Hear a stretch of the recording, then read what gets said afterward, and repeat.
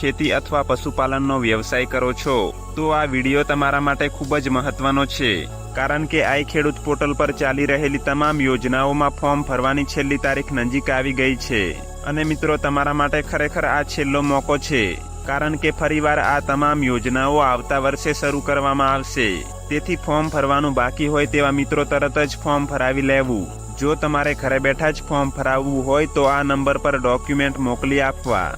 હવે મિત્રો, કઈ મહત્વની યોજનાઓ છે તેના વિશે વાત કરીએ તો મિત્રો, અહીં ગોડાઉન સબસિડી યોજના છે, તે પછી તાડપત્રી સહાય, દવા છાંટવાનો પંપ, પાઇપલાઇન સબસિડી, ત્યારબાદ પંપ સેટ્સ, ચાટકા મશીન, તાર ફેન્સિંગ યોજના, વિનોવિંગ ફેન ખરીદવા માટે સહાય, મોબાઈલ સહાય યોજના તેમજ ટ્રેક્ટર અને તેના તમામ સાધનોમાં પણ સબસિડી આપવામાં આવે છે।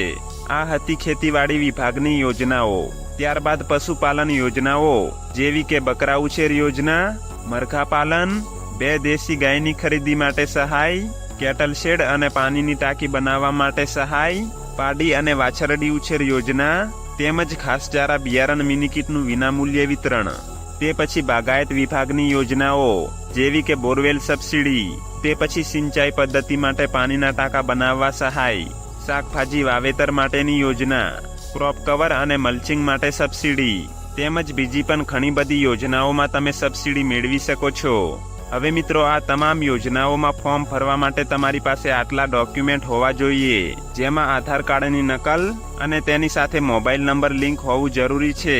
તે પછી બેંક પાસબુકની નકલ, SC અને ST કેટેગરીના ખેડૂતો માટે જાતિનું પ્રમાણપત્ર તેમજ ખેતીવાડીની યોજનાઓ માટે 7, 12 અને 8 આની નકલ અને પશુપાલન વિભાગની યોજનાઓ માટે રેશન કાર્ડ। હવે મિત્રો, આ તમામ યોજનાઓમાં તમારે અરજી કરવી હોય તો ચોથા મહિનાની 26 તારીખ સુધીમાં કરી દેવાની રહેશે। ઓનલાઈન ફોર્મ કેવી રીતે ભરવું તો કે ગૂગલમાં જઈને સર્ચ કરો આઈ ખેડૂત પોર્ટલ, તે પછી ઓફિશિયલ વેબસાઇટ ખોલો, નોંધણી પર ક્લિક કરીને તમારું રજીસ્ટ્રેશન કરી લેવું। ત્યારબાદ લોગિન કરીને યોજનાઓના વિભાગમાં જાઓ, તમારી યોગ્ય યોજના પસંદ કરો, ત્યારબાદ અરજી કરો પર ક્લિક કરો। તે પછી તમારી જરૂરી વિગતો ભરો, જેવી કે નામ, આધાર કાર્ડ નંબર, જમીન વિગત, બેંક વિગતો અને છેલ્લે ડોક્યુમેન્ટ અપલોડ કરીને અરજી સબમિટ કરો, એટલે તમારું ફોર્મ ભરાઈ જશે। તો મિત્રો, થોડો પણ સમય બગાડ્યા વિના અત્યારે જ અરજી કરો અને તમારા ગામના બીજા ખેડૂત મિત્રો સુધી પણ આ માહિતી પહોંચાડો, કારણ કે ઘણા લોકોને હજુ ખબર નથી, જેના કારણે તેઓ લાભ મેળવી શકતા નથી।